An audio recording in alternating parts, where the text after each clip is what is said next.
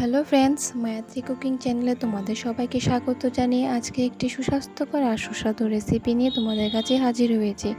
তো দেখো, এখানে আমি মোচা রেসিপি নিয়ে এসেছি। তো মোচাটাকে আমি এখানে সুন্দর করে ছাড়িয়ে নিয়েছি, আর এখানে দেখো আমি ধুয়ে কেটে নিয়েছি। তো আমি এখানে এখন এটাকে প্রেসার কুকারে সেদ্ধ করতে দিয়ে দেব।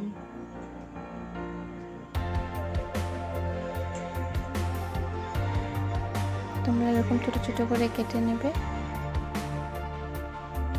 তো আমি এখানে কুকারে নিয়ে নিয়েছি, এর মধ্যে আমি পরিমাণ মতন জল দিয়ে দেব। মোচাগুলো যেন ডুবে যায় সেভাবে করে জল দেব।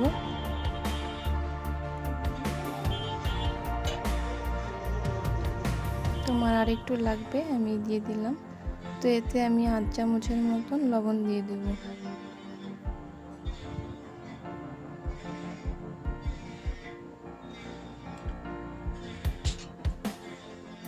তো আমি এটাকে এখন সেদ্ধ বসিয়ে দেব।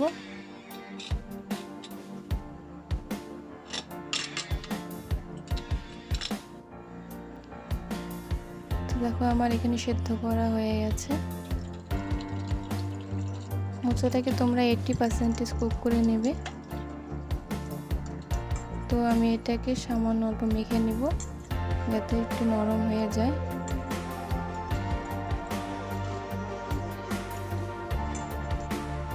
মেখে নিলে জিনিসটা নরম হয় আর তাড়াতাড়ি মজে যায়।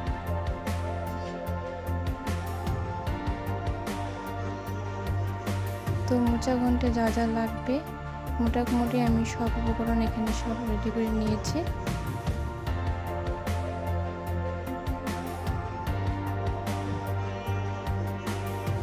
তো আমি একটি বড় আলু কেটে নিয়েছি,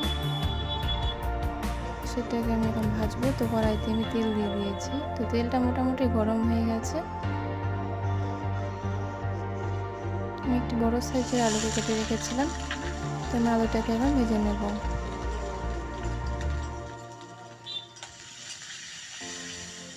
সামান্য অল্প হলুদ দেব।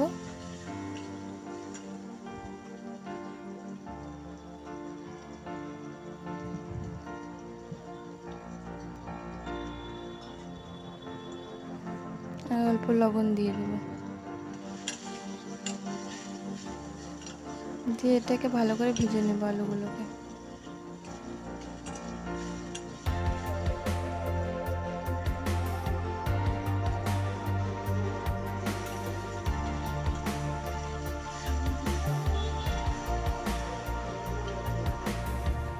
তো দেখো, এখানে আলুগুলো মোটামুটি ভাজা হয়ে গেছে।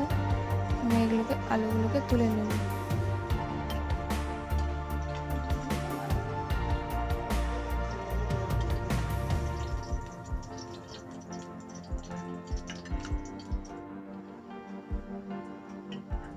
সেই কড়াইতে আমি আর একটু তেল দিয়ে দেব।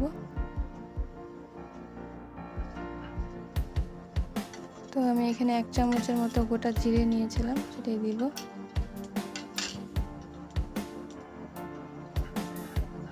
শুকনো লঙ্কা আর তেজপাতা দিয়ে দেব।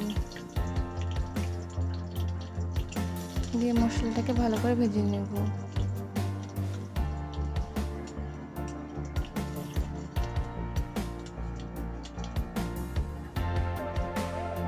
তো আমি এখানে একটা বড় সাইজের পেঁয়াজ কুচিয়ে রেখেছিলাম।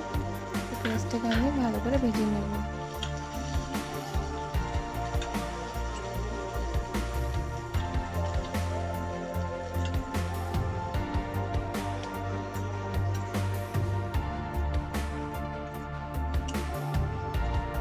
তো আমার পেঁয়াজটা মোটামুটি ভাজা হয়ে গেছে।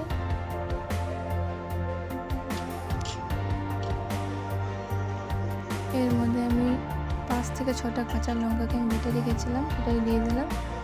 আর এখানে 2 চামচের মতন গোটা জিরে আমি বেটে রেখেছিলাম, সেটাই দিলাম।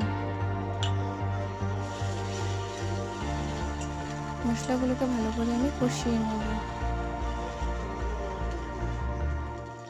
এর মধ্যে আমি দিয়ে দেব 1 চামচের মতন হলুদ আর 8 চামচের মতো লঙ্কার গুঁড়ো।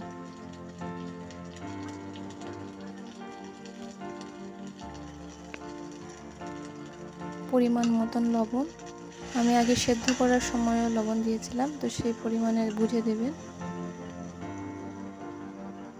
আমি মশলার ধোয়া সামান্য জল এর মধ্যে দিয়ে দেব।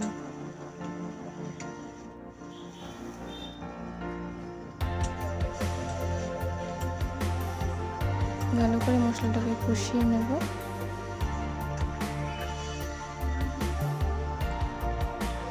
এর মধ্যে যে আমি সেদ্ধ করে রেখেছিলাম মোচাটা, সেটা দিয়ে দেব।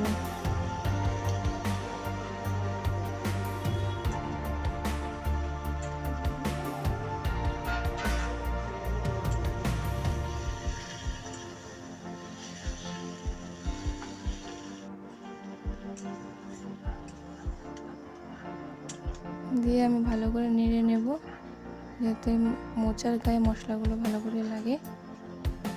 এর মধ্যে আমি ছোলা ভিজিয়ে রেখেছিলাম, সেই ছোলাটাকে দেব। মোচা ঘন্টের পর ছোলা দিলে ভালো লাগে।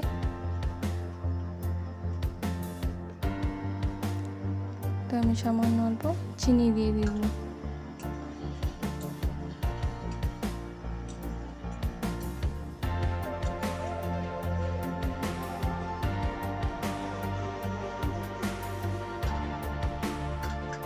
আমি সেদ্ধ হওয়ার জন্য 10-15 মিনিটের মতো ঢেকে দেব।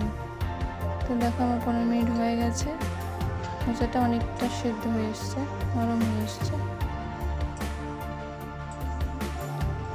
ভালো করে নেড়ে দেব।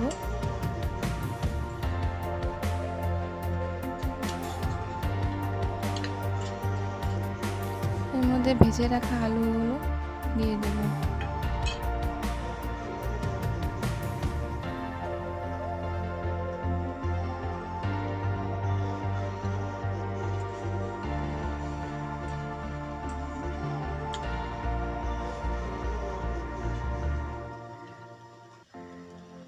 আর আমি এক মুঠোর মতন এখানে গোবিন্দভোগ চাল ভিজিয়ে রেখেছিলাম, সেটাকে আমি মিক্সিতে পেস্ট করে নিয়েছিলাম, সেটাই দিলাম।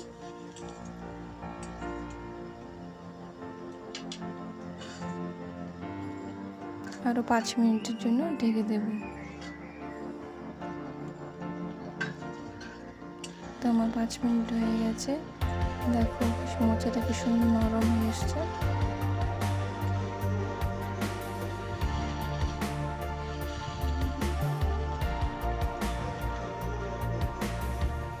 এর মধ্যে আমি 1 চামচ ঘি আর গরম মশলা দিয়ে দিলেই হয়ে যাবে আমার মোচার ঘন্ট।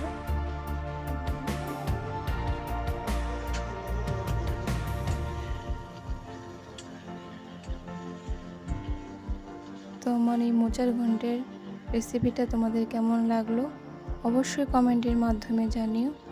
আর লাইক, শেয়ার, সাবস্ক্রাইব করে আমার চ্যানেলটাকে এগিয়ে নিয়ে যাওয়ার জন্য অনুরোধ রইল। ধন্যবাদ, ভালো থাকবেন।